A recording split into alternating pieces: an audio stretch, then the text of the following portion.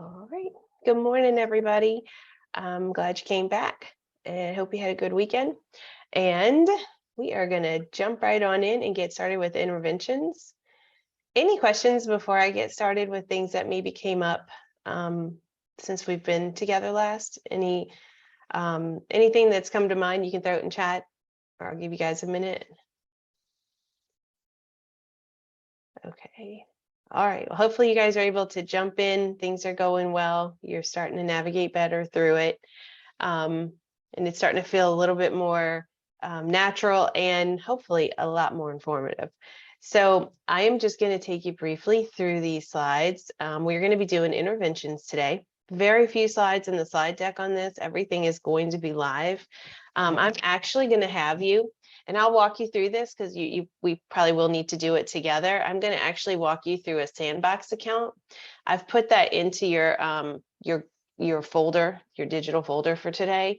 The reason we're going to work in kind of a playground account for interventions is I don't want you to start tying these to real students, forget to delete them down the line, and then you've got to go back and undo, because there have been issues in the past. So I've heard that someone recently had to go back and delete like 200 of them and sort through all of them. So I'm definitely going to get you guys to log in through this Sandbox account. I will walk you through that. So don't worry just yet. We'll go through a couple of slides real quick. Your best reference for this will be the recording for one, and also your resource guide for the other. The resource guide will be really helpful. It's a lot more detailed than what this slide deck will be. But what we are going to do, and I'm just going to very briefly in the first part of this, take you through how to configure interventions, because from what I understand, you won't be doing that so much now, but there is, and in there, that's always a possibility with districts, because it can't just fall on one person to do this. It can't fall, especially the district your size, for it to fall on 5 people. You're going to need different people. Probably my guess is you'll eventually get someone at the site or over a certain group of schools to help configure these, as they may or may not change. And when we talk about configuring interventions, we are talking about the back end part. So although many of you may not do it, it is very helpful to see it. And then as questions come up to you, you will definitely better be able to answer those questions, because you'll know what it entails to put these together. We're going to create interventions, which that's going to be everybody. That'll be the interventionist. That'll probably be some administrators, possibly. There's reasons that you guys may use it more, the behavioral aspects, teachers. So the creation part is pretty standard for everybody. Analyzing those and editing those. So we will definitely have our full time, and I will promise to give you breaks, give you a chance to play in these, think about it, process it, talk together. So when we're talking about interventions, nothing new for you guys. I know you do it. This is not something that we have to explain so much. But within eduClimber, what does this look like for interventions? It's going to entail whatever assessments that you use, whatever progress monitoring assessments, and it will allow you, your teachers, to do what they're already doing, but it will be brought in through the system. Makes it so much easier so that you're able to be able to look at that data.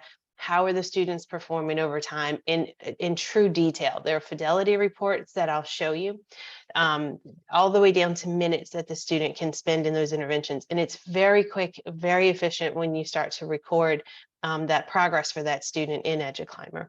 So I will take you through a summary page today. It has its own launch pad in eduClimber. We have one for academics, which you'll see here at the top. The behavioral interventions look a little different. The bottom, this is where we go into this launch pad, and we're going to look and see how students are doing. Are they on track or not?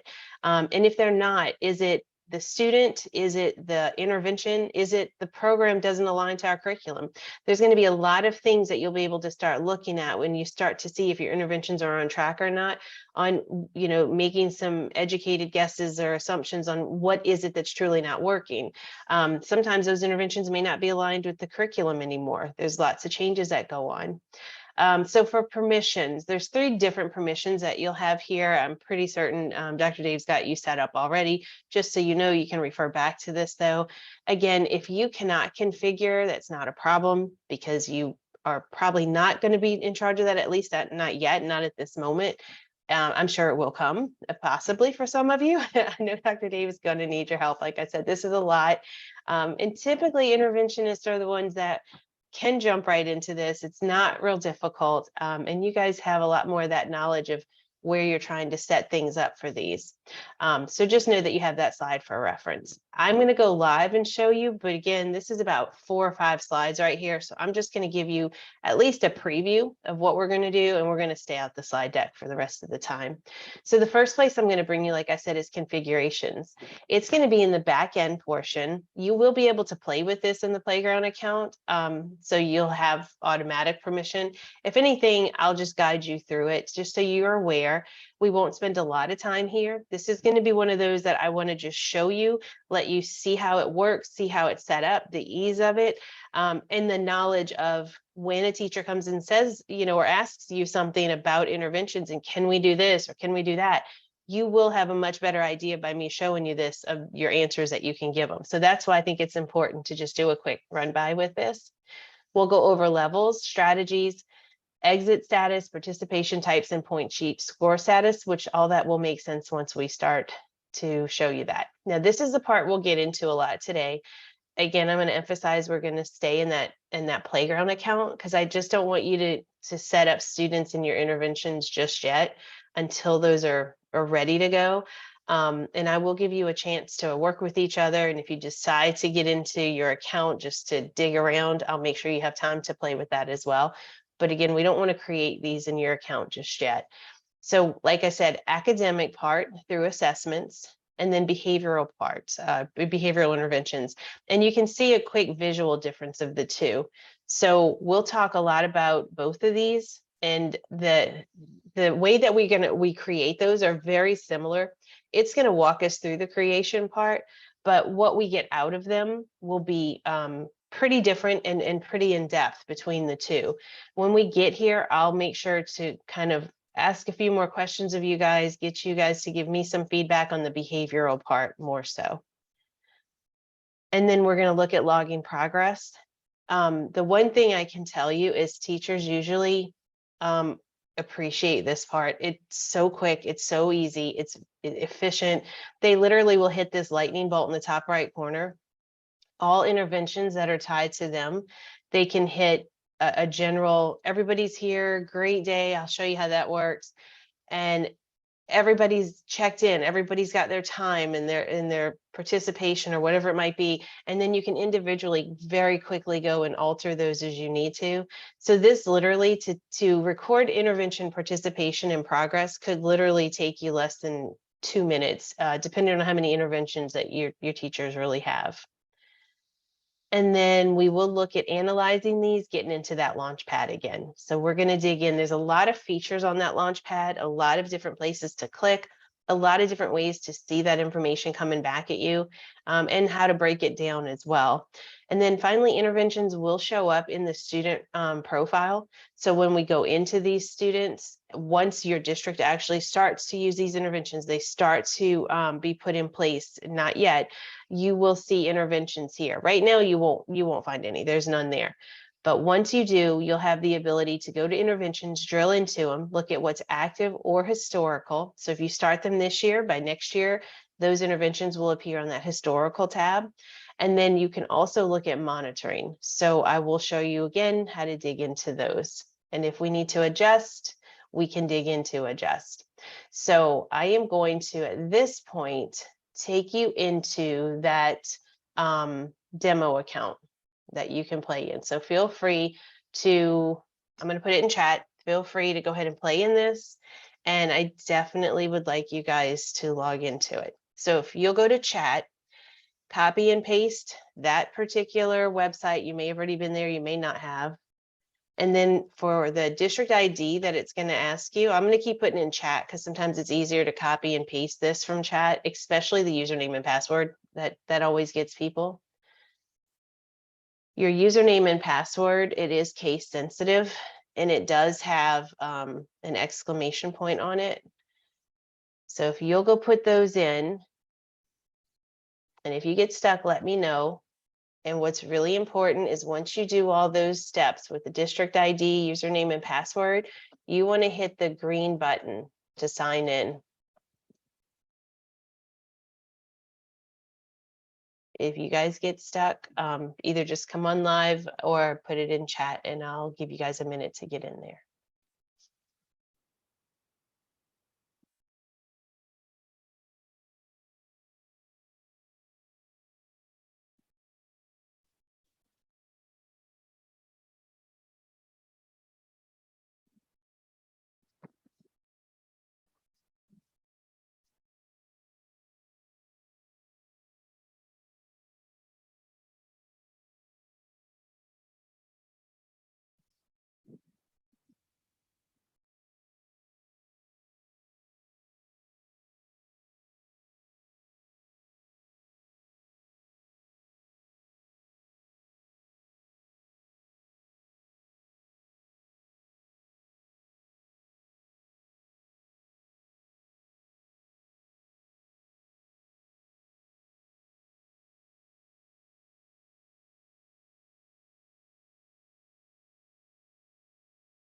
All right, how you guys doing? I'm gonna go ahead and start to move on unless anybody tells me to wait and chat. And it is okay if you tell me to wait. Okay, white screen, Kimberly, does it look like this screen here?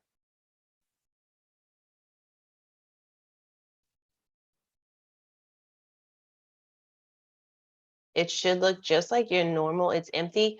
Hit refresh at your browser and see if that does anything.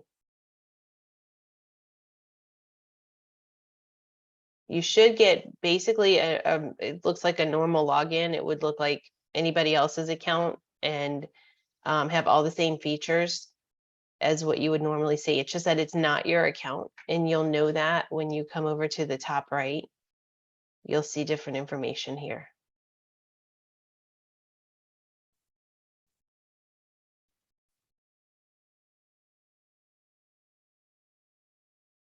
All right, I'm gonna say I think we're okay. Kimberly, let me know if you're still stuck. If not, I'll assume everybody's okay. If it didn't work on that first attempt, or if you're getting that empty white screen like Kimberly did, just go ahead and hit refresh in that top left next to your web address. It probably just for whatever reason, everybody logging in at once, perhaps held it up. But you should see a screen, something like mine. You may not see all the recent students or that sort of thing, but it should still look the same as your normal login. All right, I'll go ahead and jump in. I'll keep an eye on chat. If it doesn't work, just give it another run through while I go through this. You don't really have to do anything, but again, you're in a playground account, which is where I want you to be. You can't mess anything up here. A lot of people go into this, so I can't even be sure what's there, what's not from day to day. But I do want you to feel free that you're just in this playground account, basically. So if you want to follow me, feel free. Again, there's a chance, from what I understand from Dr. Dave, there's a slim chance maybe that you guys at some point, some of you might need to do this. You'll have the recording to go back on, but if you just want to navigate through the feel of it with clicking, feel free. You won't mess anything up here. So Andrea, yes, they sir. have the permission right now. Okay. So they can do it. I will say, everyone, ask me before you make an intervention if you're going to do it, and we'll see how that goes. If that gets abused, I will take that permission away. Yeah, but at the moment they have that access.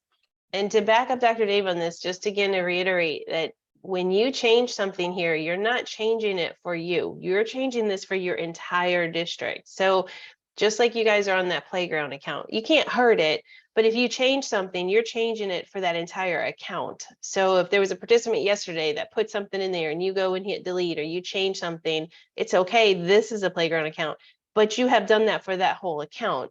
Just like if you get into your district account and you start to configure these interventions, this is something everyone will see. It's not specific to you or to your screen or to your account.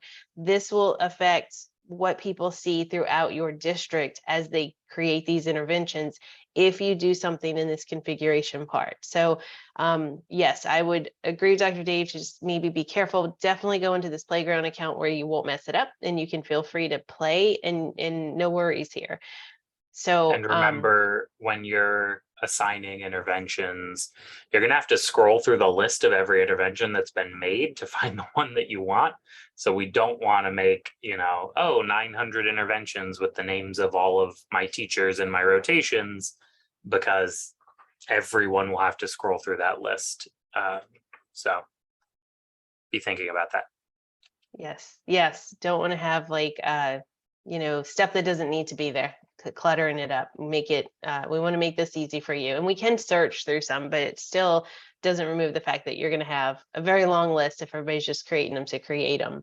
So, so let's go ahead and dive into how to configure these. And again, you can just watch, you can do this in your playground account to get a feel if you feel like this is where your role may take you. At the very bottom left, there is a cogwheel that says System Configuration.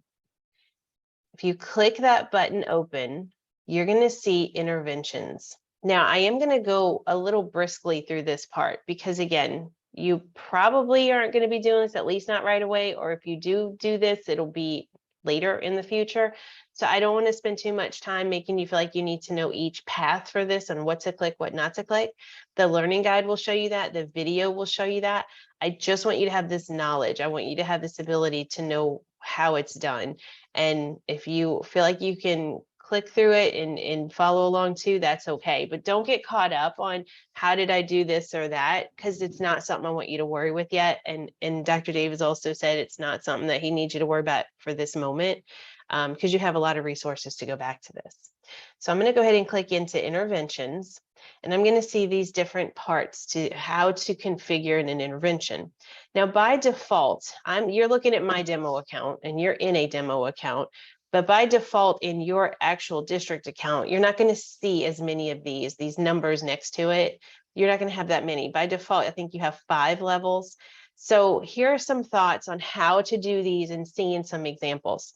So first thing first, levels. So your levels are basically where you're saying it's the cover of the book. What is it that the student is going into an intervention for? Big picture here, not little picture, not the specifics, just the big picture. First thing, is it academic or behavior? That should be the first question that you have. And that's why I say big picture here, cover of the book. In your actual accounts by default, like I said, I think you have 5 and it's just going to say tier 2, I believe, and tier 3. You may want to specify, and I'm going to strongly suggest that you do this. If you're going to use both academic and behavior interventions, you need to specify that you have a tier 2 academic and a tier 2 behavior, as well as a tier 3 academic and a tier 3 behavior, because these are created differently when we actually go to create these on students. So we're in the back part of the program right now. We're into how do we get these creation of interventions to look as we go through this process. So that's why if you have it, you may not use this a lot, or you may be limited to this in the beginning, but anything you change in this back end changes it for everyone in that district. So this is not a U account. This is all of your whole entire district. So again, to take this time to see how it's done and start thinking about what's important to you and what you might need to see be done in your interventions for your students, your school, your teachers, so forth. So we do have, just those to 5. cover this for everyone, we have tier 2 and tier 3. So we do not in ours have academic and behavior separated at the level there, because when they assign it to the area, we've got the academics and behaviors. But we do have that talented and gifted IEP. We also have an enrichment level. So for kids who are in tier 1 getting enrichment, we've got a level for that as well. So just letting everyone know. Thank you, Dr. Dave. And so you guys will have a choice to change any of that stuff up. That is totally by default. So let me pick on the talented and gifted just for a moment. Let's say I'm just going to make it a assumption, hypothesis here. I don't want talented and gifted at all. You can delete these from here by checking and hitting delete. Most intervention stuff you cannot delete. Most of the stuff from this point on, you're going to have to make it inactive, because the reason is once you've got an intervention created, we don't want that to be deleted ever. And we don't even want that mistake to happen, because you will lose the amount of information you've put together on that student. Again, you never lose the student in eduClimber. You don't lose the assessments being uploaded. But what you do lose is the information that has been brought together on that student. And then once it's deleted, it cannot be retrieved at all. So you have the ability in configuration only on this level to be able to say, especially for defaults that are just put there to give you a starting point, kind of give you an example to go on. I don't want to do this. I can hit delete. I want to use this, but you know what? I want to rename it. If you double click in the cell, it can all be renamed. That's all I'm doing to edit, because there is no 3-dot menu on this. So in interventions, from this moment for the rest of the 3 hours that we're together roughly, if you double click into these cells, they pretty much act almost like a spreadsheet. They don't show you that it's clickable with that hand. It's going to keep to that traditional pointer where you think it's not even active. Take a chance through the rest of this training if you're not sure, and just double click and you'll find that probably it's active. There's something there that can be done. So to change the wording, I just double click in any of these cells. I cannot change the creation date, obviously, but I can change the color. What's the reason of the color? This is what shows up on your spreadsheet for your data walls. And basically it's saying, do we want to, as a district, organize these so that when anyone in the district sees orange, they know it has to do with tier 2. When we see red, we know it has to do with tier 3. When we see blue, we know it has to do with tags, talented, gifted. So this is just more for organization on these colors, because it will show up on your spreadsheet, on your data wall. And then the order, this is just showing the order of appearance in a drop-down menu. Not as important at this moment, but just to explain what that is. And you're going to see this screen repeated basically from here on out. Now, I told you about active versus inactive. We will always recommend this first, unless as you get started, say you already know that tag default, and I'm picking on that one just because it's one probably not as often used, not to say you won't use it. It's there by default, and you say, you know, I don't even want that in my account. We're not going to use it. Like I said, you have the option to delete, but let's say you're not sure you want to delete it, but you just don't want to make it a choice. So when teachers, interventionists are going in to create these interventions on students, we don't want them to even accidentally pick this. So we can make it inactive. All I do to make it inactive is toggle that button off. Make it reactive, toggle it on. That's it. But this is a better option in most cases, that you use it as inactive so that you aren't deleting it. And then as you start to build these in your account, and this will definitely be something that you'll do, because the ones that are there again are by default. There's only 5. They're not very specific. You'll want to create a new one. This is where you can go in and say tier 3 academic or tier 3B, whatever it is that you're naming that cover of that book. Why are your students in this intervention to begin with? You can put it here. If you would like to give it a description, you could, and a color, and then you would hit save. And then again, no 3-dot menu, just double click it. So that's the extent of your levels. And just a reminder, cover of the book. Next to levels, there's an eye with a circle. It'll kind of remind you of that. Of course, it's much more in depth in your learning guide as well as you start to do this, or if you become responsible for doing this. So I'm going to back up one, intervention configuration, and go back to that main page. So we covered levels. Now strategies is going to get a little bit more involved, but it will guide you through again. So you don't have 74, I believe you have 28, and there's a lot. I'm going to point out a few. It's okay if you don't see every one of them, because you're not going to use all 28 regardless. Whenever I click into strategies, you're going to see 2 more tiles. You're going to see one that says assessment and one by point sheet. Assessment is just that, it's academic. Point sheet is behavioral. So I want to just show you a few features of the monitored by assessment. So again, by default, you'll have, I believe there's 28 of them. You'll see some general ones like comprehension with predicting, teaching inferential strategies. There's several different ones in there.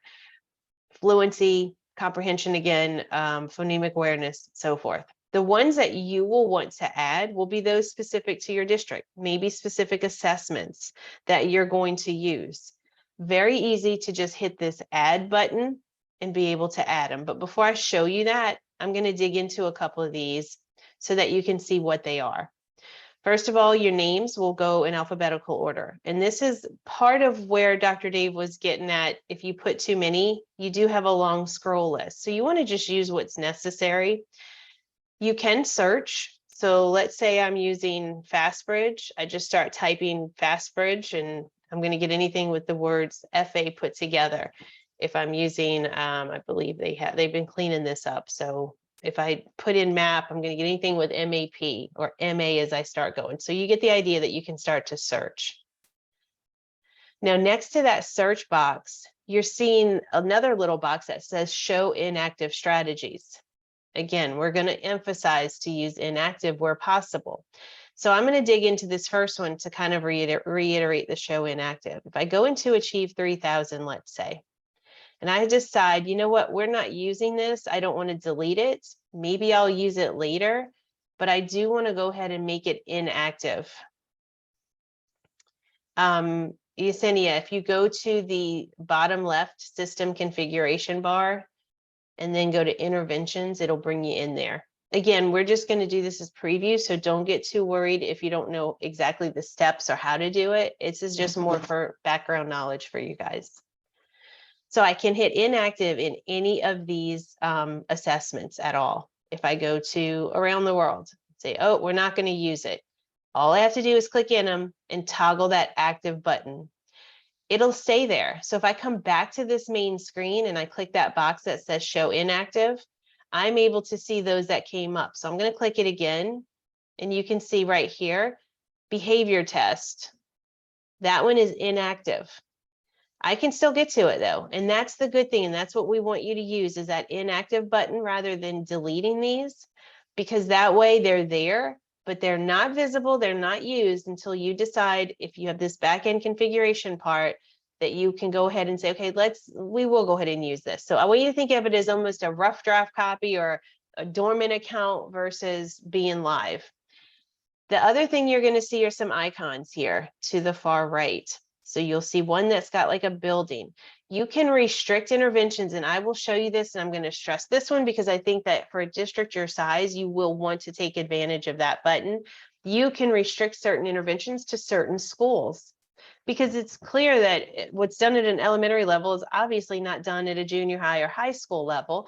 I don't even want those teachers to worry about choosing it. I want to remove it from their site so we can restrict these to certain schools. We can also attach smart forms to these interventions. And you can also attach attachments, documents, PDFs to it. So let me dig into one. I will go ahead and choose Achieve 3000. Now, forgive me because they have been updating this account literally daily. And what I'm used to going to may not necessarily be here. I'm hoping they'll keep some of this the same. So the first thing is when I dig into that intervention, you're going to want to put a family-friendly description. This is what is going to appear on a student's report. And if we use the lingo we're used to as educators, this is what prints on that child's report. The parent may not understand, or it might not be the message you're trying to get to that parent. So family-friendly description here. It's good for a record keeping for you, for your teachers, but especially think about those parents with it. This is where I can go ahead and say active or inactive. I can restrict to certain schools. So if I opened that bar in your account, remember we're in a little playground account, this is where I'd be able to start to search what schools do I want. And so just starting to type, I don't have to scroll through the list. It will populate any schools that have that combination, and then I can choose those schools. Same thing with the smart form. I'm able to hit that smart form. Now, these can always be done after the fact as well, because you can always come in and edit. If I need to edit the name, top 3 over here, it allows me to edit the name in that skill area as well. Now, the last 2 tiles that you see, procedures and attachments, I'm going to click into procedures. Procedures are those big things that you want to see the students do, or at least you're looking to observe the students on with those interventions. I would suggest you keep this somewhat small. This should not be your set of directions of 1 through 10, every step that the student takes to go through it. This should be, again, we're very vague in the configuration part. Your details and specifics are going to be in the creation part. This is just where we're setting up that basic template, that outline in a sense. So you want to keep this where it's important pieces that you're looking for, but it's not so detailed that this is going to have, 10, 20 items, because the teacher is going to have to mark these. So you don't want to make this something that's so involved that we just took that whole piece of being easy and efficient away, and we're sitting there just getting to the details in that particular portion of what that student does. There's a whole nother area for those really, really specific details that are going to come through with your progress monitoring. So big picture, what is it that you want to see overall? I would say 4 to maybe no more than 6, 8 of these roughly, 2 of them, whatever you're thinking from there. But again, big picture. To edit these, just double click in these cells. If I need to add a procedure, go in, put the name of it, retells the story, uses their own words, sounds out words, whatever it might be. Add it, and it would put it here for your name and your description. Again, you're going to keep seeing this order of appearance and how it looks on a drop-down menu, or how it looks going across the screen. Is one more important than the other? Typically, this isn't going to matter, but if it really does, if there's a step involved, math, you have to do something first before you do something second. So all you do is double click and change that order. And then again, you're active, and we do have delete, but this is delete for the procedure. This is not a delete for the strategy. There is no delete. You can edit, or I can make inactive, but there is no delete here. We are only going to make it inactive in this case. So that covers procedures. When we start to look at creating these for students and taking attendance, all of this is going to come together. And the last one is an attachment. This could be where maybe you have a PDF file that you just want to have that teacher have access to, so they don't have to go look it up on their desktop, go get it from another source. Maybe it's a website you want to refer them to. You could put it on a file, put the website there, and then attach it. It's not going to be a live link. There's nothing that's live here. It's strictly an attachment in a PDF file. But some people will use this as a quick reminder of this particular an intervention that we're going to use, this monitoring tool. And here's some directions on just reminding teachers what to do. Especially helpful if you've got new teachers with certain interventions and you just want to have that file right there. So pretty easy and simple there. I'm going to back up again, and I'll go to the one that says restrict schools, just to show you, you can choose more than one school. They will be checked off based on those schools. So these will only appear to these 3 schools when we talk about that particular monitoring tool. All right, I'm going to back up again to strategies and go to monitored by point sheet. So for behavior, it's the same premise here, a little different though. I'm going to choose this check-in, check-out for my example for you. So same premise, show inactive. I can add, same premise there. But when I dig into the behavioral part, again, you're going to want to put your description here. Make it family friendly. That 3-dot menu will only let you edit, and that has to do with the name. My inactive versus active, but in behavior, you're only able to default to a smart form here. I wish they would put schools, because as a disciplinarian for years, it's not only varied by school levels, but just within the groups of students I have within the same grade, it could be very different. But they don't do that. So just to clarify, if you create a behavioral intervention, everyone in your district sees it, and there is no way to limit that to a certain school like we could with academics. Hopefully that will be something that they will fix down the line. But as of right now, any intervention that I'm creating for behavior shows to everyone. Doesn't mean they have to choose it. It just means it's part of that long list. Like Dr. Dave said, you're going to have to go through it. Whether you search or scroll, it's going to be part of that. So play with this a little bit, think about this a little bit before you're ready to roll this out, obviously. You can still do that a smart form as well. I will say we have configured this as a district already. So we have our check-in, check-out. We have 2 programs in there. I believe we've got Second Step and another one. Danielle, you can chime in. But we also have what our school psychologists use, which are the behaviors to improve and behaviors to decrease.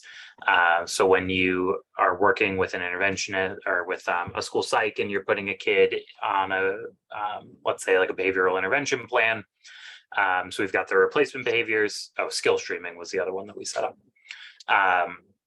So we've got the replacement behaviors to improve and the target behaviors to improve replacement behaviors. On those, you can choose, we have a list of those behaviors. So if you click into that, Andrea, and then You said the first one, the replacement behaviors. Yeah. Okay. And then you look at the expectations. So when you're setting this up, and we'll get to it later, you can choose which one specifically to add to a student's point sheet for tracking. So you can just say like the student just needs to work on appropriately gaining attention and following classroom procedures. You would select those 2, and then the teacher can track it throughout the day and say, oh, he did this 6 times today. It calculates out of 10, but you can put any number. Oh, this kid did this 35 times today. He used his coping skills, which we'll get to when we see the point sheets. I'll make sure to come back to your account when we look at these behavioral ones to set up. I won't actually set it up, but we're going to let you see what it looks like to run through it. A few things since Dr. Dave got us this far, and I'm in your account. You guys don't switch out of your Sandbox account. I want you to stay there. I just want you to see what he's talking about since it's your account. Few things to explain here to keep in mind. It could matter to you later. Can we give these kids higher scores or lower scores than what's set? Yes. If this is toggled or an untoggled. So if we're saying enforce the range, let's say, and I'm just throwing this out there so that you know it has a capability. I have a student that is struggling just to get any points in a day or a week. And I want them to be able to get bonus points, because if they got those points, then they must have worked 3 times harder, whatever. I want to give them more. I can give them beyond 10. I could give them 15 points. As long as this is not toggled, that means that I have to stay within this particular range of score. So you have the ability to say only 0 to 10 by toggling on, or you can give any point range, but this is what we're looking for, and I can leave this off. Required, like Dr. Dave said, I can say I want them to do all of these and there's no option. Or nope, I'm going to leave this to each specific group or single student, even for those creation of interventions, on what they need. And so I'm not going to require these. Maybe I want to require 2 of them, but not the other 3. So this is all just out there for you to know the ability of what it can do and can't do. This is very, very specific for all of these pieces here in this screen. In your learning guide, it will break down every single piece of this if you need this further. And then as far as include in total, yes, I want it included in total, or there's cases where no, I don't want that included in the total. It's just kind of an extra there for the student, and we will figure out the points on our own. So you have some options here with that part. Just know that it exists. Don't worry with that so much yet. Once you get involved in it and you kind of start to use these on students, you'll see where these things may or may not matter more to you. As far as periods, for check-in, check-out, you want to say morning or you want to say afternoon. I'm going to show you in the demo account some ideas that, again, it may or may not matter to your district, but I'm going to give you some different thoughts there as well. And then your procedures, same thing, and your attachments, same as what we just covered. I want to just jump over for one quick second though, and I want to show you in that demo account an example of some things that could not apply to interventions for you. So when we talk about periods, just something to think about or something that could come up later. You Sometimes you're going to want to be specific. Maybe there's that exception for that student that you're looking at AM PM for check and check out. Yes, maybe you've got that situation. I did have a few students, personal experience here. It wasn't so much, first of all, what period they were in. We don't want to see first, second, third, fourth. This doesn't really tell me anything. What's going to tell me more is math, because I literally had a student that when they hit math class, it became very aggressive. Scissors were pulled, classrooms were cleared. The student hated math. It was a trigger. And this would show me every single time on these reports that math was the trigger. Telling me that 8th period was the trigger, that didn't help me any. I still had to go look up a schedule. Sometimes it has to do with our younger students. The first half of the morning is the trigger. They have separation anxiety, medication issues, whatever it is.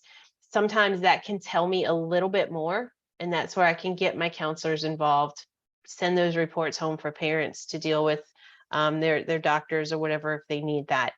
So in some cases, just to throw it out, it can always be created as a separate check-in, check-out as well, where it's a little bit more specific.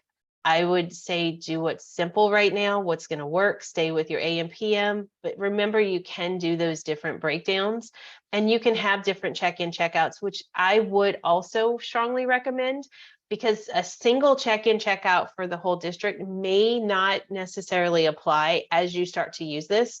Your younger kids check-in, check-out, it's going to look very different from middle, junior, high. And that might be where you want to say, okay, we have one for the elementary, we have one for this, we have one. And yes, you're going to have a few different ones on that list, but that's not a big deal, because again, you're going to choose this. You can start to search pattern your words.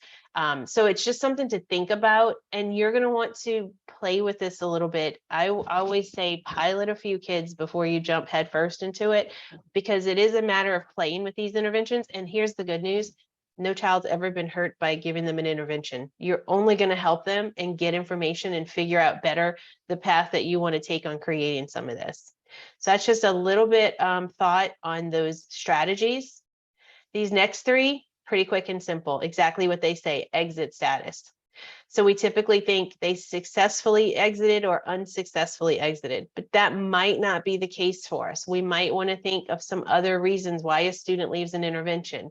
For me, I was at a school where they were a little bit more transient. That student kept moving in and out of the district. It was an unsuccessful intervention, but this gives me a lot more information than just saying unsuccessful.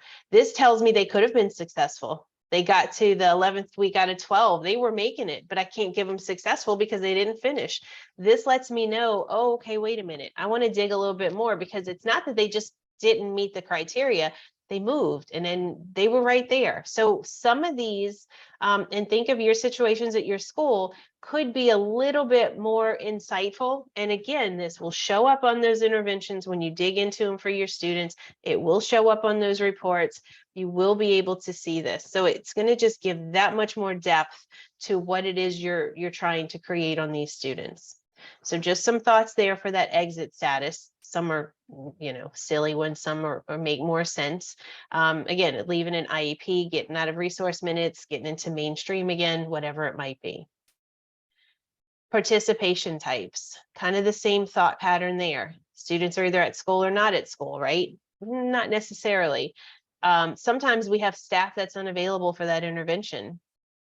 Maybe sometimes there's staff unavailable, but that substitute knew the intervention and they're trained in it. So that should still count toward fidelity.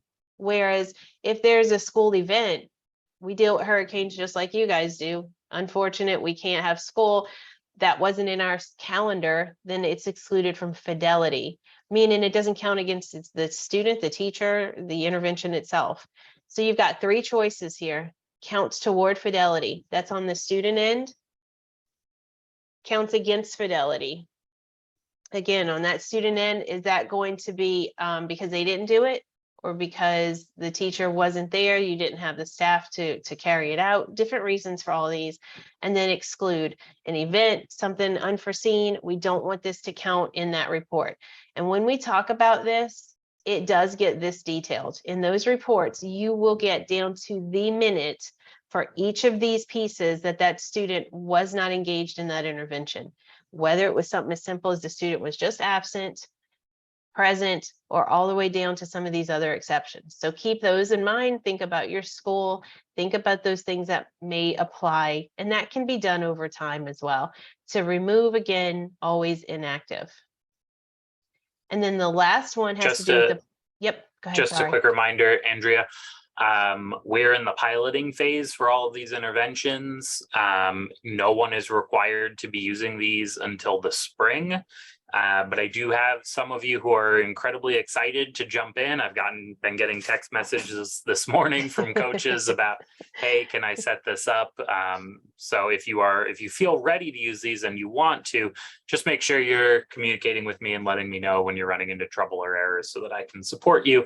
Because I want to hear how it's going so that we can start planning out our best practices for when everyone does have to do it, starting in 2023.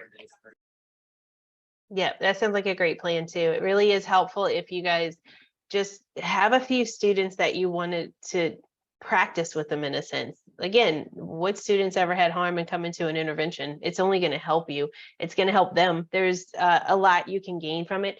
And I will say this, even at the end, I will always say start small. You do not want to be overwhelmed. You do not want to have a whole bunch of kids, 30 kids in an intervention jumping into this. Start small, do 5 kids, a handful of kids, and just practice with them and let this work over time.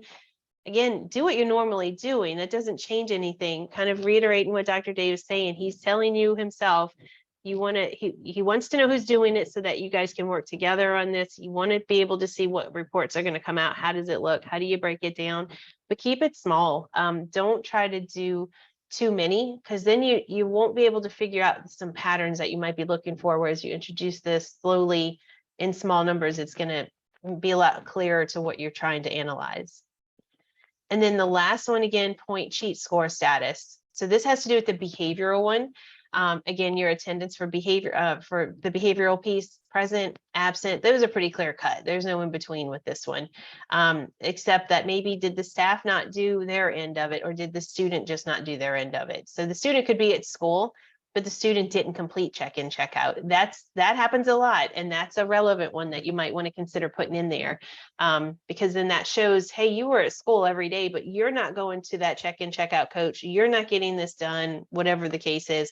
Or maybe the student, I hate to say, is doing their part and they're saying, well, the teacher's never there. I don't know what to do. So that can be some things that they could possibly have on there as well.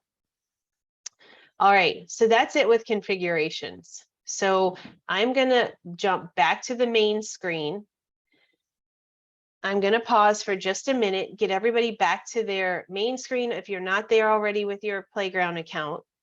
I'm going to show you how to create these interventions. We're going to jump into that, and then I'm going to pause, give you a few minutes to play in this and look at some students create a few as well. So, and we'll take a break in about 30 more minutes if that's okay with you guys. All right, so let's jump in. So I'm ready to go. Everything's set up in the back end on the district side. We're ready to we're starting fresh. This is where most of you are going to be at square one, first step. This is where you're going to take on. So we've got a couple of different places we can create an intervention, just like most things in eduClimber.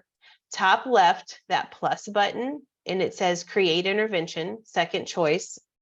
Likely your second choice. It should still be a second choice, or it could be a first, depending on that Playground account. And we also have interventions where the two hands with a heart in between, and it brings you to that launch pad I was telling you about for interventions, its own dashboard. Top right, new.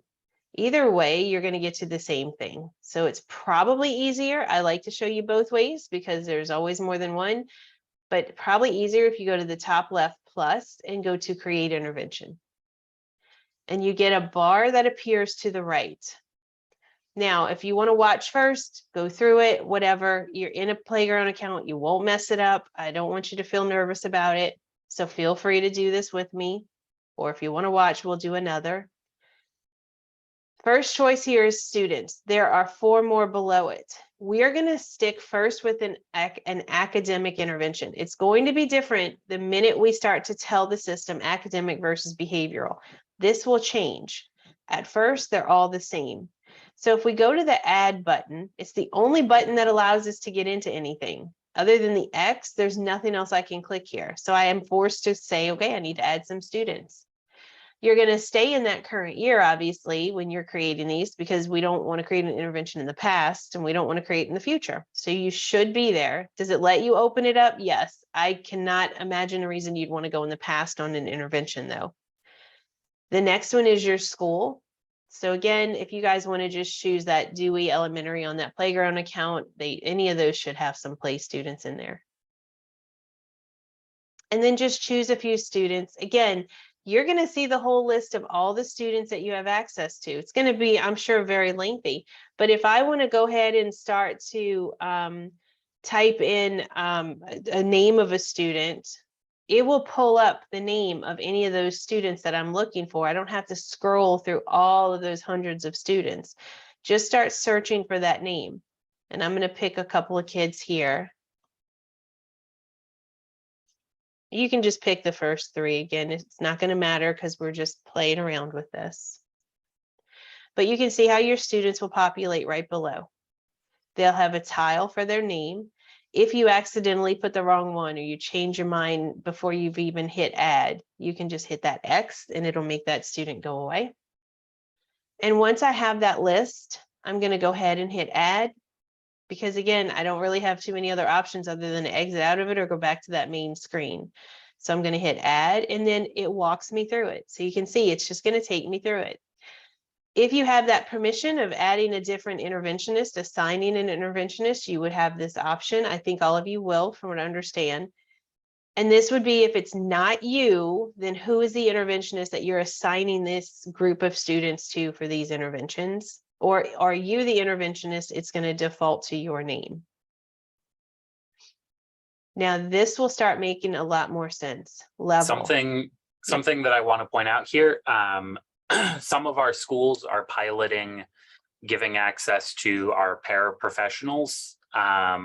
This is where you allow the paraprofessionals to see specific student data. If you choose one of your paraprofessionals from the drop-down list and assign them the student, then they can see that student in their interventions. So this is really critical for those users. Otherwise, they don't really have a lot of permission in the system. Perfect. Yep. Thank you for mentioning that there. And then if you go to level, this is where we just talked about that cover to that book. So now hopefully this is starting to take in why I showed you configuration and how it looks now. So what is it that you put in these groups of students, this group of students into an intervention for? Is it academic or behavioral or a tag? For this first one, I want you to avoid behavior because that's a whole different setup. I want to focus just on the academic first. So you would pick whichever academic. I'm going to say tier 3 academic. And then you would choose your skill area. Again, you could choose any of the skill areas that it applies to. I don't want you to choose behavior. We're going to steer clear and do behavior second. The minute you do behavior, that's going to be a whole different screen that's going to default to. Because remember, we had different choices for behavior. So we're going to stick with academic, and I'm going to say literacy.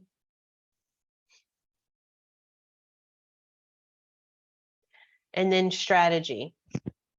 So what progress monitoring tool, what strategy are you using? What got the student into the intervention to begin with? And so that's where you would choose that whatever strategy that's been entered in from your district has been put into it. Now, as far as the name goes, it's going to default to whatever the name is based on the skill and the strategy. So it did literacy, best reading intervention ever. Here's something to keep in mind with the naming. You're going to want to make this more specific because no matter how many different groups I do, it's always going to come back to this name. That means I could potentially set up 10 groups with the exact same intervention name, but I have different students within every one of those groups. That's going to get very confusing. I'm not going to know which group I clicked into to get to that group of kids, to get to this group of kids. So be a little bit more intentional on your naming convention, even if you insist on leaving it the way it auto suggested and you put the name or you put the grade. But I would definitely discuss as a district or as a school some different ideas you have for the naming, because again, if you don't change anything, it's always going to default to the skill area and the strategy name. And it's not going to help you differentiate between all the different intervention groups you have going on. And then I'm going to hit add. And so just to show you where we are, we're just running down this list. Now, if I would have done behavior, this whole list would have changed. So that's why we're sticking to just academic for this particular practice one. We'll go back to behavior in a minute. And I'm just going to continue to run through. It's going to take me through kind of a little wizard. It's going to guide me through everything I need to do. So what's your start date and end date? It'll always default to today's date, whatever date you are on, your current date, to the last day within eduClimber. So that's not your last day of school. I would venture to say most districts are finishing somewhere in May or June. And so you'd go and say, okay, even if you don't want us to go to your last day, maybe you stop all interventions in April or March, whatever it is. Say you're going to put your end date. Maybe you're not going to start this till next week, whatever it is. So start date, end date. All you do is click it open, choose those dates. Again, keep going through. So schedule type. Most of you are probably going to have weekly schedule, but I'm not going to say all. Every district's different. Every school's different.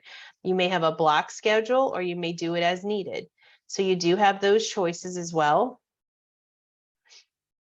What days of the week are you going to be doing the interventions? If it's every day, you're going to choose all the tiles. If it's Monday, Wednesday, Friday, whatever your days are, and then your time. And it'll default to a 15-minute increment of time. Probably, I would guess most interventions are longer. And the reason you want to make this as accurate as possible is because, like I told you, and we're going to see shortly, the fidelity report you get will break down by minutes, days, everything that you enter here. I do want to point out, this was the very first enhancement we ever requested and got. You can type 827 in there in the left block and get 827. If you just, and then hit enter, it will work and save it that way specifically. So I know we have a lot of really wonky schedules at our schools. Periods start at 9:07 and end at 9:41. So you can type that in specifically, whatever you type, it will save. Thank you. And yeah, that's something that's new to me too, because it used to always be those, 5-minute increments where we would always suggest to schools, put it in as closely as you can. It will make a difference with your minutes. Well, if you've got those exact minutes, like I know our district did the same thing. We were 21, 27, whatever. Put those exact minutes in either way. So you don't have to choose these. You could enter it. So let's say it's 9:02. And so by doing this will make a difference on those fidelity reports. So I would say as much as possible, as much as possible to your schedule. And then keep going through the motions. So we're going to hit add. Now we're on monitoring schedule next. So we just did the intervention schedule. We're going to do monitoring and review schedule. So I want to explain the monitoring schedule for just a minute. So the monitoring is the progress monitoring tool. So who's going to do it? Maybe it's you, maybe there's someone else, maybe there's a standard person involved for all monitoring, whatever it is. You're going to put that user and then the type. So this is what progress monitoring tool you're using that will feed into your system, unless you're doing this manually, which Dr. Dave, I'm going to imagine you guys are not doing manual, right? You're going to do a progress monitoring auto, right? So we do, they're already in School City. They've been assigned to every student in the district. Opening as of today. There are, when you're in School City, you will see, and you should see in the drop down. I'm not quite clear if they'll be in there today or if they will go overnight, or if they won't go in until the first student is scored. That I'm not entirely sure on. But it says PM:literacy-fluency, PM:literacy-vocabulary-comprehension, phonics, phonemic awareness, PM:math, or PM:science. And I may expand that math out once I get their full list of interventions for eduClimber. That's still, we're trying to figure out some of the O&P stuff. So when you're picking your interventions, I guess this is a good time to talk about it. You will see I've put in all the K3 interventions. I'm still working on higher grades than that. You will see our interventions say fluency, Lexia Core 5, comprehension, Lexia Core 5. The idea is, what is the area that you are working on for that student with that intervention? So actually, yeah, okay. Yeah, we're in top secret mode. Just pick a kid. And if you're ever practicing with this, just so you know, you can go all the way through all of these things until the last panel when it says schedule, and you can close out and it won't save. But if you do schedule it. So now what you're seeing is all of these like fluency, comprehension. So you want to pick the intervention that specifically is, this kid is working on comprehension in the area of using Lexia Core 5, so that they might be in Lexia Core 5 in fluency and comprehension and vocabulary. That is possible, be 3 separate interventions. We just want to make sure that we're focusing what are all the things that they are doing. Now, if you go up to the letter P, Andrea, do we see? Okay, so I don't think it'll come across until after a kid has a score in there in School City, and then it will show up. But you will see in there PM : literacy comprehension. So because she put that kid in a comprehension interview, she would want to schedule him in that comprehension monitoring type, so that it comes across. So I don't need to do anything in here with the specific progress monitoring, right? They just choose that. Right, Andrew? These are going to be your choices right here. So that's why I was looking for Right. your PM that you have here. Well, no, so I set the intervention here, but then they choose the assessment, right? I think it's just not showing up because it hasn't come over from eduClimber yet, because I didn't set it to open up until 8 a.m. this morning. And it goes over Possibly. at night. It goes over at Yeah. midnight every night. There's one other place. I'm not going to do it right now. I'll give them a break, give them a chance to go look. There's one other place I want to check to make sure it was checked off. But okay, yeah. So hold that thought, because I wrote that down. I want to double check and make sure it's going to come through. So I'm in your school account. I'm not going to save anything, but just to let you see what you would see. And don't go back to this. I don't want you guys to start to get confused, go back and forth. I just want to be able to show you while you're in that playground account what yours will look like. Same, but you can see it's the same process. I'm going through the same click path, right? Everything, it's once you know this, it's going to guide you through it. So again, what's the strategy? So those are those strategies that I would be picking here that's been put into your district. So whatever it is, I'm just going to pick one at random. Again, I'm going to let these just kind of run through, but you would choose your intervention schedule. And then this is where we're at that progress monitoring. I'm going to double check to make sure that those pieces are going to be coming through. But you would have right now, what you have a choice of is FAST, your MAP, NSGRA, STAR, and MAP. And so once that once those others come through, you would choose, well, what monitoring type am I using for this student or this group of students? You know, what am I monitoring them on? And so you would pick it. Now this button here that says primary measures will be used in all ROI reporting in this intervention. You can only have one measure with a primary measure. I can add more measures. In other words, I can say I'm going to monitor this student on fast best ELA, fast best ELA reading, MAP. I mean, we're getting real far out there, right? You typically want to stick to one measure. Can you do 2? Yes, but you can only use one as the measure for your rate of improvement. Your ROI is your rate of improvement for that student. The system will give you a green light, a red light, or if it's right on target, it'll be in black, letting you know if the student is improving or not. So this is important, and you want it to be a primary measure. I would say to avoid doing 2 measures, at least at first. Some districts do choose 2, but you can only have one to measure that ROI.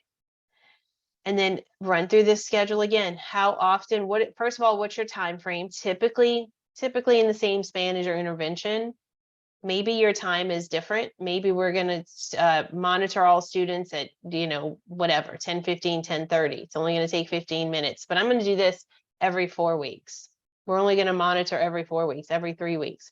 Whatever your typical monitoring looks like for that assessment, for that intervention, that's what you're going to put in here. So the monitoring schedule is different from your intervention schedule. When are we going to do this? Every 4th Friday, whatever it might be. Now, here's the other thing that we're going to look at. You don't have to do all of this. You are going to want to set a goal. So depending on what monitor you chose, what monitoring tool you chose, what assessment tool you chose, you will need to set a goal for that student. Think on how did your student enter the intervention? What made them, what drove them to the intervention? What pushed you to putting them into this intervention? A low score in this assessment, struggling with this skill. So what was that low score? Where would you like to see them go?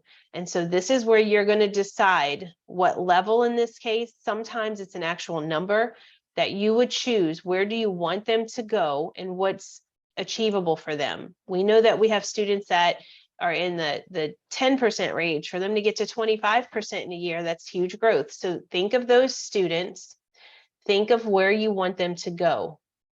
The grade is something you will rarely fill in. This, you can fill it in based on where that student is at that time. Or what's typically used here is if the student is working outside of their grade level. So let's say this is a 3rd grade student, but they're working on a 2nd grade level. They have an IEP. This is where I'd say, okay, their grade level they're currently working on is 2nd grade. This just gives me more information on that report. Most of the time that's not filled in at all, unless there's an exception and they're working outside their grade level, either up or down. And then you would go to add. If you need to remove the measure, start over again, you could. And so where am I at right now? Last thing, that review schedule. When am I going to review all of this? Do I come together in a meeting? Do all the interventions? Do we sit together with the teachers? What does it look like for you or for your district? Again, over the span of time, are you going to meet weekly or monthly? Or how often are you meeting? Every 2 weeks, every 3, on a Thursday?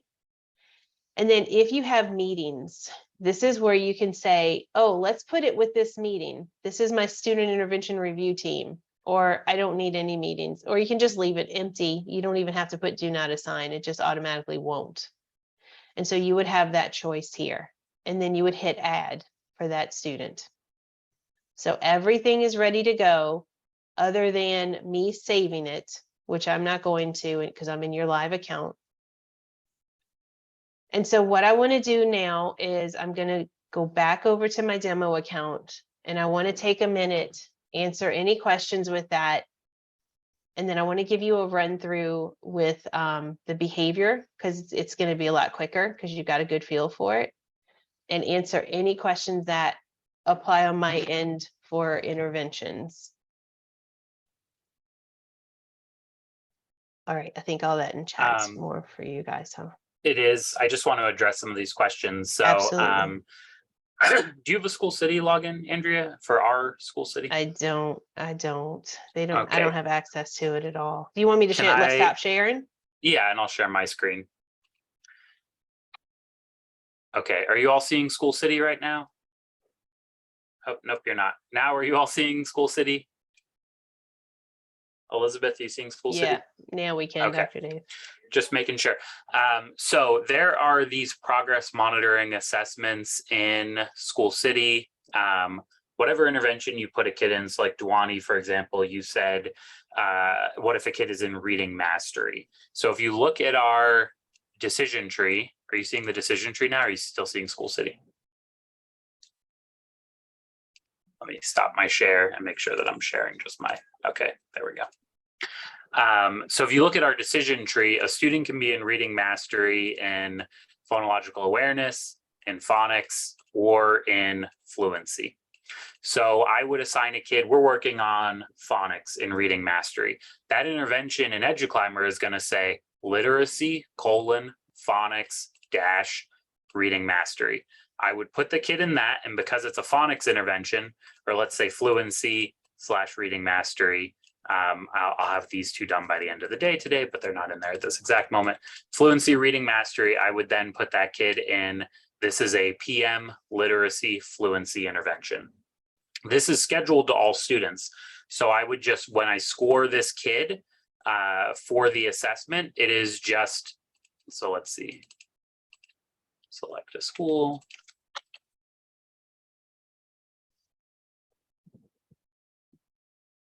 In a language arts, I would just put in what is the percent correct that this kid got, 0 out of 100. For all of the PMs, a 0 to 60 is below grade level. A 60 to a 70 is approaching grade level. A 70 to an 85 is on grade level, and an 85 and above is above grade level expectations. So when your student is in intervention, you just put this in, the percent correct, it'll come over at midnight into eduClimber, and then it will show you the green, orange, or the red, orange, green, blue grading scale based on where that student scored. The expectation for intervention progress monitoring, to answer Michelle's question, has not changed. We are still expecting a teacher does some form of tier 3 progress monitoring once a week and tier 2 progress monitoring once a month. You have complete choice and flexibility in how you choose to do that district progress monitor, or how do you choose to do that classroom progress monitoring for that student. Those PM shells, all they're asking for is a score from 0 to 100. So whatever assessment you are using, as long as it's aligned to the expectations for that intervention, you just put the score in, and it should accurately map that out. I don't know, Andrea, if you're going to show us the meeting modules and what that looks like with interventions later today, but it should map that out and show you how this kid is improving over time. I would say try to do at least 4 questions when you're doing some kind of progress monitoring, just so, you know, if it's 2 questions and they get 1 right, it's going to be a 50. That will look like a big drop from whatever. So I would recommend do something like that. But a lot of those interventions, Lexia Core 5, Reading Mastery, Reading A to Z, they come with those progress monitoring probes that you can use already. So for the Reading Mastery test, 7 questions, kid gets 5, just do that 5 divided by 7, put the percent in correct on the progress monitoring. Tier 3, Julie, is once every other week by law. We have been doing it once per week by practice. So if you are doing it once every other week and your school psych is okay with that, that's fine, keep that up. Most of our school psychs ask for it weekly when possible. And I know Danielle can talk more about Yeah. that. Do you want me to jump in real quick? Yeah, go for it. What I would suggest, if you're not doing that weekly, at least focus in on those kids that you know are being evaluated, especially for SLD. They need that progress monitoring data for the eligibility meeting. So if it's something big to take on right now, if you haven't been doing tier 3 weekly, then I would say start with those kids that you know have concurrence or tier 3 consents. That way, when you sit down at that eligibility meeting, the data that is needed is there. And all of your teachers have access to all of their students for that progress monitoring in School City. So it's not like you need to be collecting that from every single teacher on your campus. That should be something that, like, III time on a Friday, I've got my small group and we're going through a guided reading lesson. Today, I'm going to collect some data. I'm just going to record how are they doing on this. I'm asking them each a couple questions, and I'm going to put that in 0 to 100. This isn't for a grade. It's not in the grade book. It doesn't need to go in Canvas. You're just putting it in School City so that it will track on eduClimber, so that when you as or the teachers in the classroom, so that when they're coming to your problem solving team meetings and they say, I don't know, is he doing well? Is he not? Is little Dave reading better? You can map it out. Well, here's what you've recorded every week in that III time. And it looks like he's improving, or it looks like he's staying stagnant. Did we talk about goal setting, Andrea, on those? When you're setting that goal, just standard baseline is 70%. Or some which came up as levels, depending on the assessment, I believe. Level 3 for the progress monitoring out of School City would be level 3. Same with FSA and BEST. would be level 3. Although if you're setting level 3 as the expectation and the best standard, expect most of your students not to meet it. Maybe they will at winter, probably not. Okay, sorry, that was a big one. Back to you. No, that's what you need to do. No, that's important. All right, so hopefully that answered a lot of you guys' questions too. And I'm gonna stay in your account just for another few minutes, and then we're gonna take a break. This is pretty quick, but I want to stay in your account just to show you the run through with it as well.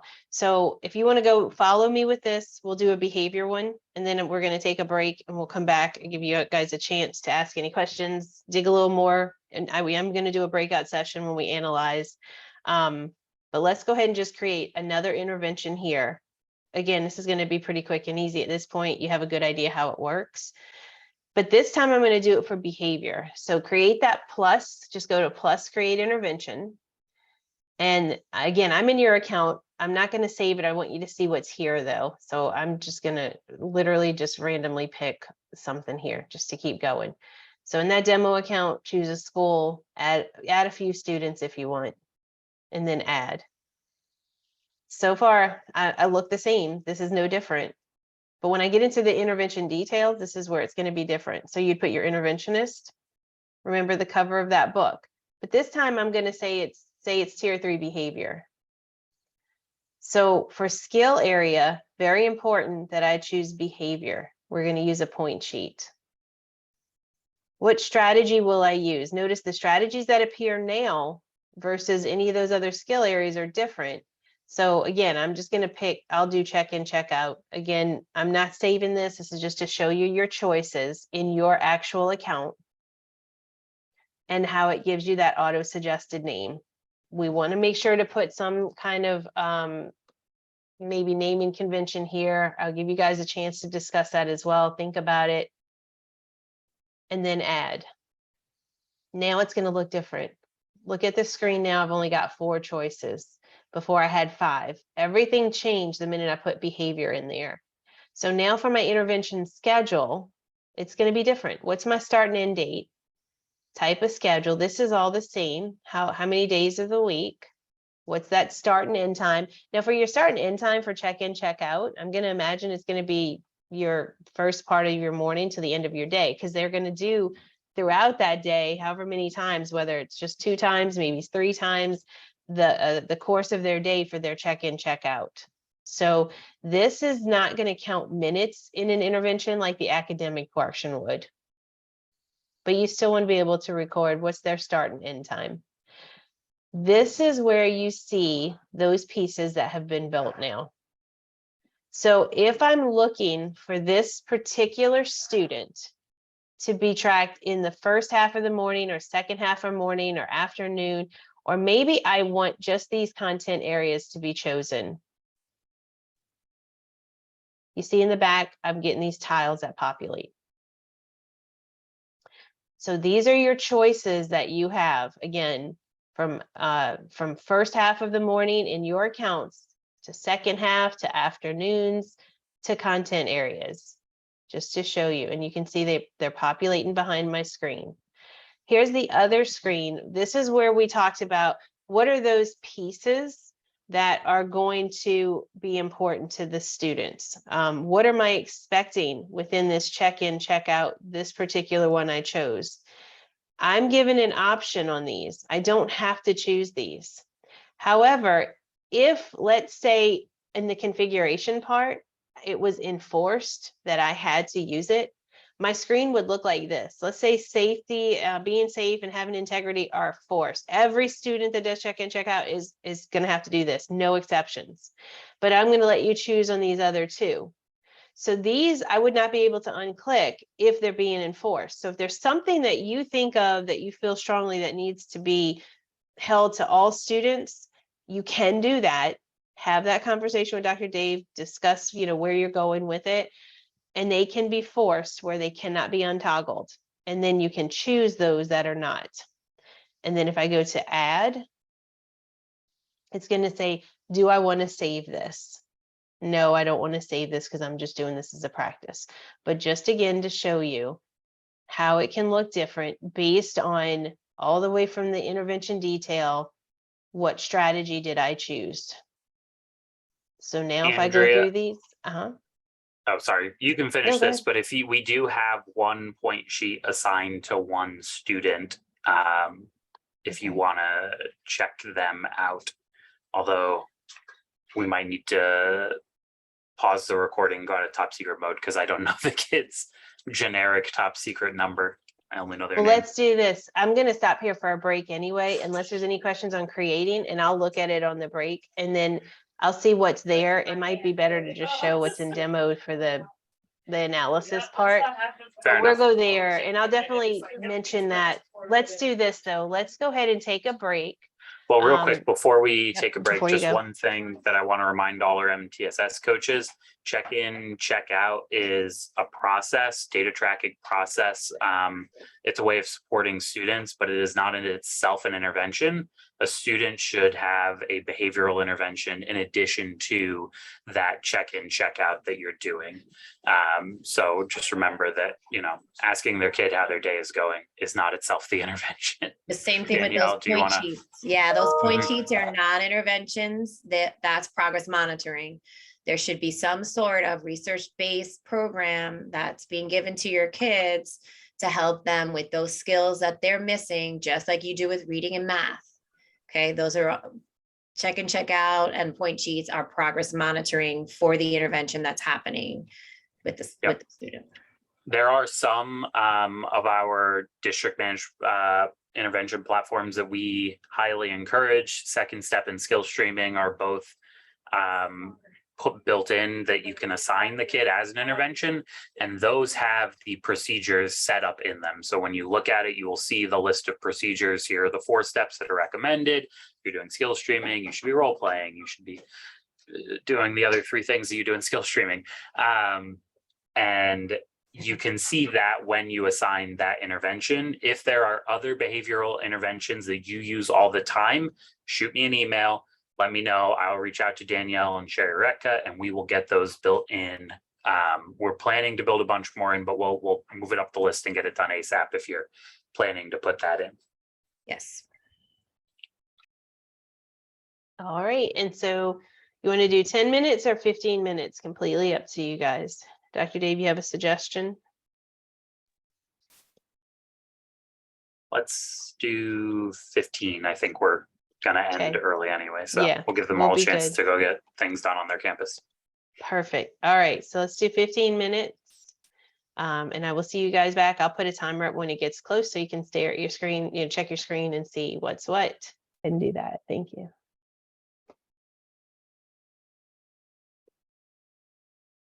All right, so any questions from your breakout groups that you may have?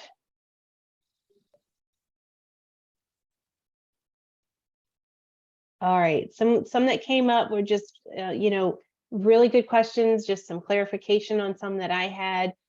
Just to quickly share is, and I'm going to use this demo account as an example, is if I've gotten into my intervention, what if I need to switch over to a new interventionist? That teacher left, whatever it might be. You're going to just pull up that particular group. So in this case, I'm pulling up this group. If I click onto this tile for that intervention, you can either do any of these features. I'll talk about new phase just to clarify a little bit more. Or if you come to the right and you go to that 3-dot menu, modify plan details allows you to change that interventionist. Several places though. I know that Brittany was probably like, okay, you answered it, and I kept giving her more and more places after that. So it was kind of funny, but you can go even within that student. And then there's going to be quite a few places from there. Let's say I'm looking at his progress monitoring here. I've got this top 3-dot menu, new phase or add a measure. I'll come right back to phase again because Dara had a good question with that. Or again, modify that measure. So I can go in here, modify the measure. I can do any of these other options as well. Now, when we talk about a new phase, that's where I'm saying that this student, that gap is getting bigger and bigger between their goal and their trend line. I don't want to take them off this chart. I want this visual to continue, but I want to see that I've done something to adjust or change something here. So if I come over to that top 3-dot menu there, just create that new phase. It will walk you through the process. It'll let you choose what student or students. What are you changing here? Or if you're moving to another existing group, continue to follow through with it. It'll let you change the schedule. It's going to walk you through. So I don't even have to tell you about each piece here because it would walk you right through it. Gives you a quick summary. You do have to say why you're doing this though. You have to give it something to save. Well, what was your point in changing this up, not progressing in whatever, and then it would allow you to hit save.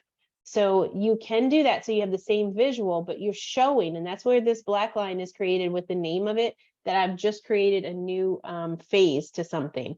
Why would I, this question came up from Darren. It was a really good question too. Why would I ever add a measure?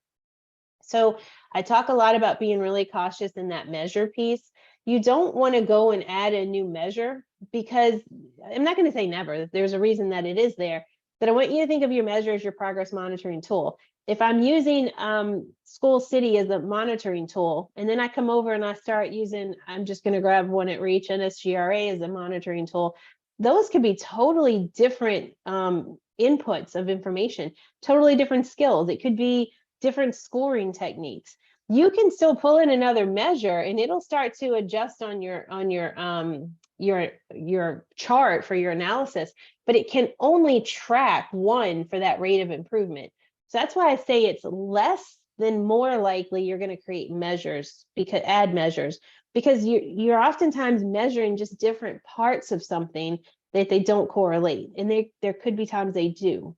So it was a good question that came up, one for you to kind of think of a little later down the line on, you know, where that makes sense to do it without being too complicated. All right, and if everybody's okay, I'm going to show you 2 more things and we're going to stop, and these are quick. So little Armando, I am going to go into his student profile because I want to show you what that looks like. So I'm going to jump over to him. Once those interventions have been done and you've started to use them, here again, active, I can dig into these, drill into them, just was on that screen, right? But I can get to it straight from that student profile, as well as if there's any historical interventions there. And then as far as your intervention dashboard, this is kind of a running total. So this is really important for the administrators, your interventionists that are going to be tracking several interventions. Here's your control center is what you can call it. This is like mission control right here. You have several filter buttons and you can see, first of all, I'm looking at everything from the biggest lens. So I'm above everything looking down. As an interventionist, let's say I'm over all of these. But let's say I want to go ahead and dig into a specific date. Maybe I'm looking for only a certain interventionist. I'm able to drill into just that interventionist if I want to, down to a level. And so these should look somewhat familiar now that we talked about configuration, strategy, school, grade, down to a student. So you've got a lot of different ways you can drill in. If I want to dig into any of these pieces, each one is clickable. So if I've got 3 interventionists, I can click there. Blue graphs kind of look familiar from incidents and attendance as well. Go over to the top right and go to data list. Same functionalities we did before. Here's literacy. Here's behavior. And that's if those would be there. And if I just want to look, here's academics. Here's behaviors for interventions. I can look at view all. Here's all of my different interventions going on. It tells me the goal, the key at the bottom, what were those colors correlating to, and what's my rate of improvement. Again, it's going to let me drill into just a school. And this is if I've got that bigger lens. If I'm only at one school, I'm only going to see one bar graph. I might see multiple grade levels, possibly your strategies, your tiers, so forth. If you're looking to drill into just one particular interventionist. But if I just want to keep it as all, go to data list, this spreadsheet, and I'm going to guess that especially for behavior, this is probably somewhat where you were already doing this. You can download this and have your own CSV file so that you can have it to be reported out, shared, whatever from there. But it will show you, again, that participation rate. Everything can be sorted. So here's my participation rates that are in the red. Here's my ROIs. Again, these would display if they're negatives at all as well. If I'm looking for a certain interventionist, or type, all of these can be sorted. And the same thing applies to that point sheet goal progress. These are the behaviors. If I go straight over to the right with data list, I'm then able to dig in and look at what's going on with these students. And so just to jump over to your account to show you that Dr. Dave had said there was one there, and then I'm finished from here. I do just want to show you this so you know what's in your account.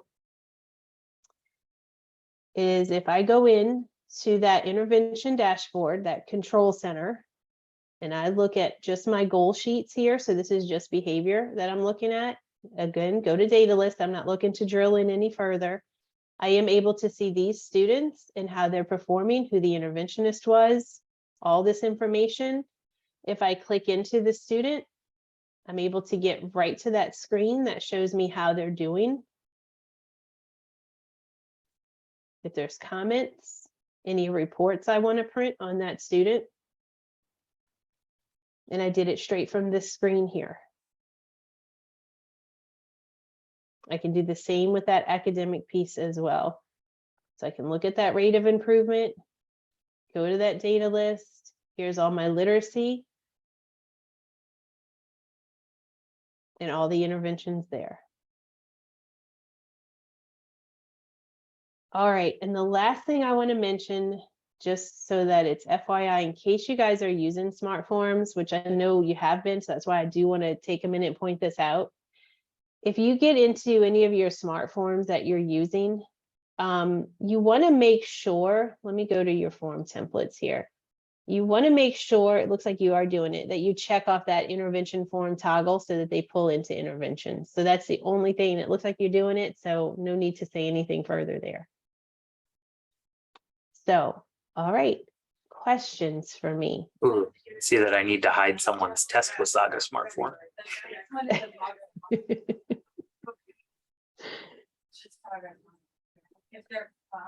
Any questions on what I have done for you guys, for your interventions? I know the couple of groups I did talk to said, you know, I probably have a million questions, but I don't even know where to begin or what questions to ask. Someone said that, and I said, you know what, I get that. Just take time. You have that playground account. It'll be there for a couple of days. Play in there. I'm just going to leave it there, and I'll let Michael know it's there. And play in there so you feel comfortable and you're not creating those, you know, within your real live account yet. Makes you feel a little more comfortable because you can't mess up. And just start with a small group of students and just practice this and pilot them and see what you get and where you go with it. I promise you're not going to hurt them, and it's only going to give you that much more information as you do that. And with that being said, I am true to my word. I like to keep you finished on time, or if I can do a few minutes early for you guys, I will. Again, I'm not going anywhere, but if you don't mind, I do have one last favor to ask you. If you could, I put in chat just now a link. It's for a survey. They do ask that we, you know, get participants to fill this out at the end. So if you click it, it's very quick and easy. I promise. You're just going to answer some questions if you're satisfied or very dissatisfied. And then the only other thing you'll need to do is you can just put today's date for the last day. It's okay. You don't have to go back 3. It'll ask you some questions here. You can put train the trainer, which it should default to. And the only thing you'll need from me is my name. And it's going to be A. Hemel or Andrea Hemel. Either way, it'll come up. And everything else is for you to answer. So I will leave you, and it's very quick. Like I said, take 2 minutes at most. And I'm here if you need anything more. And then Dr. Dave, I'll turn it over to you.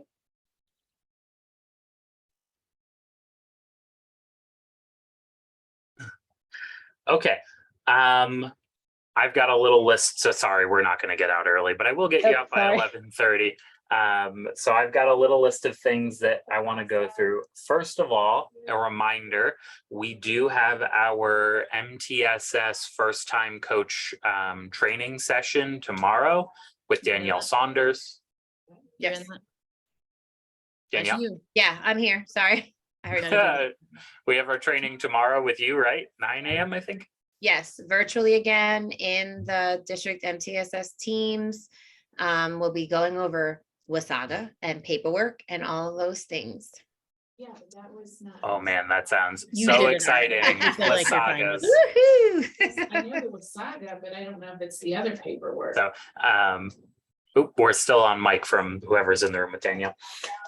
So that's tomorrow. It'll be in the team. Remember, you can just click right in and join. It's also recorded and it will stay in the team if you miss it, or if you need to go back to it in 6 months, it'll just be right there in the comment line. The next thing, I was already planning to do this, Dara, but I do see your question in there. Can I go over the P&I form in Smart Form? So I'm going to share my screen. So this is a new Smart Form that is here for you. It is the Parent Notification and Invitation Letter, P&I. It's This not is showing, not- Dr. Dave. Oh, because I need to click share. It is the Parent Notification Invitation Letter. This is not the K3 Reading Deficiency Letter, which is also in here. This is the just general Parent Notification Letter. The K3 letter will update as time goes on. If you need to resend it for some reason, the Parent Notification Letter is just a one-time. You make it, the letter exists, and then you've got it for the rest of forever. If you need another one, you make a new one. So to do that, you go to New Form. I would highly encourage you to make a folder. So New Folder before you make the form, because you're going to be making a ton of them and it'll clutter up your list. New form, Parent Notification Letter. I'm going to show a kid's name, but that's fine because there's not any really information coming across. I give it a name. If you just do P&I, it will grab the kid's name. And then you can also do this by tag. So do by tag and then tier 3 reading. I'm not going to click this tag because it will freeze my computer because I'll be pulling every tier 3 kid in the entire district. So instead I'll grab this tag. You can then click and check all of the kids who would apply. It'll just pull all the kids at your school, so you don't need to worry about it pulling, all the kids in the district, but I do have to worry about that. When you click it, it'll create the form for all of those kids. So I'm just going to create this one form. Oh, well, there we go. I froze eduClimber. Let me just refresh my page and show you again. So it does make it through. Don't worry. I have made the form for like 5,000 kids and then deleted 5,000 forms, but it will take the program a second, which is not great for a video training. You all know my username now? Okay. So I'm going to show you again for one student, new form, Parent Notification Invitation Letter.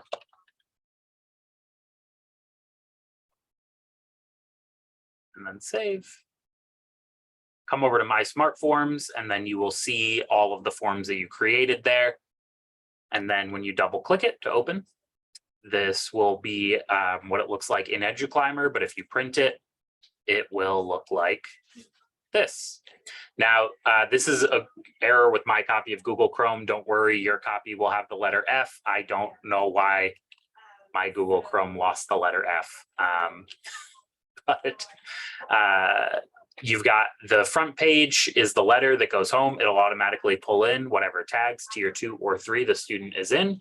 And then the second page is the sign and send back. Parents only need to sign this if they would like a conference. They don't need to send all of them back. You don't need to store these forms. Just know that if they do check this, that they want a conference, you do have to hold the conference with them about this. But otherwise, you don't need to have a conference with every parent of every kid that you're putting into tier 2 or tier 3. This is, you only have the conference if they say that they are looking for it. Now let me pull this down a little so I can go back. There we go. When you've made a ton of forms, you can also do this bulk, download zip file. This will download all of those forms, and then you can easily open your zip and just print all of them straight from Adobe. That is what I have found is the fastest and easiest way. And I will tell you, if you are getting the like missing a letter error, it doesn't happen when you download and print the forms. It's only in Google Chrome. Not really sure why. Okay, so that is the new smart form. Substantial reading deficiencies in K3. If a kid gets a 1 on their FAST or STAR data, they need to be marked with a substantial reading deficiency. I am going to deploy that as a tag to every student who qualifies. So you will see a new tag coming in for your K3 kids that says substantial reading deficiency. Just letting you know that's going to pop up in there soon. You don't need to do anything else about it. Somebody, just a reminder for me, when you're doing those meeting modules and you're looking through those students, if you're flexibly scheduling kids and you decide that you want to move a kid from one group to another, you can click on that student update intervention plan, and you can change the teacher right there as well. So during that meeting, you decide you want the student to go somewhere else, you can do it straight from the meeting module rather than having to go into interventions the way that Andrea showed us. I know she said there's a dozen ways to do it. That's just one more of the ways. NSGRA data from this year should be going into eduClimber tonight. It should be available for you. I mean, it's already in there. It should be available for you tomorrow morning.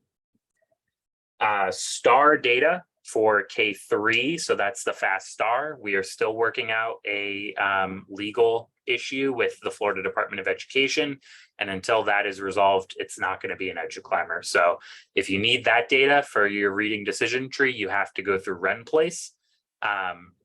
Your testing coordinator can give you access if you don't have access to that. So reach out to your campus test coordinator. And then the last thing I have, I was asked earlier, what should you do for training people on your campus? That you really should talk to your administrator. How do they want to roll it out? I would say if you're doing it either school-wide on Wednesdays, if you're pulling people this Friday for the PD day, if you're talking to them at PLCs, I would encourage you, start with students 3D and tagging. That's just the biggest wow factor, and it gets teachers immediately bought in. And the teachers that I have worked with, the classroom teachers that I have worked with, they just take to the tagging like fish to water. They're like, oh, can I make my pink groups and my blue groups right away? Can I tag kids by their NSGRA level and just pull my data on my kids who are below level in NSGRA? And they can with private tags. They can, group kids, they can make their flexible schedule in groups, create that tag and pull that data by collection in that tag. So I would start there, show them students 3D and tagging. Then I would show them the class function that they have, because I think teachers do really love that. Well, I'm a 5th grade teacher. I want to see how my kids did on the FSA in 3rd grade and in 4th grade and now in 5th grade. And it gives them a lot of flexibility and data that they've just never really had access to before, unless they have an MTSS coach who's pulling it and wrangling it all for them. I think that they're very impressed by that. Then I would show them the smart form, show them, I realize I'm still sharing my screen, show them that staff and teacher input form and how to make a request. So I want to put the student into, I think she deserves to be in tier 3. I'm going to recommend her. The one thing that you really should show them is they can mark how close is this to being done. And over here, they can add you. They have to share this with you. So if I'm creating this form, I need to share it with my MTSS coach so she can see that I've made the form. Otherwise, it's just going to sit on their account. You're not going to know about it. So that's something that you really want to show them, that's how they add you to the form once they've created it. I would show them that. And then the last thing, if you have set up interventions as an MTSS coach, then you can go into the intervention module and show them, here's how you take attendance. Here's how you enter a score if you're doing it through eduClimber. Here's how you enter a point score if you've set up a behavioral intervention. Show them those things, but I would encourage you, set up interventions for the teachers before you show it to them. And just, you want it to be ready to go. And I would say you probably, as an MTSS coach, should be setting up all the interventions if you're doing it at your site, rather than having the teachers do it, because you want to have a uniform configuration. I know all of you, you're very organized, very data-driven people, and you probably don't want teachers going in and putting in things that mess up how you want it at your site. So set it up for them, show it to them that way. That would be my recommendation for, you know, if you've got them for, you could probably get that in about 2 hours, or break that up into 2 1-hour sessions. That would be how I would recommend rolling it out. So at this time, does anyone have any questions about eduClimber, about plans going forward, or just general feedback? Hopefully y'all like it. I personally think it's a pretty cool system. So I'm always around if you have questions.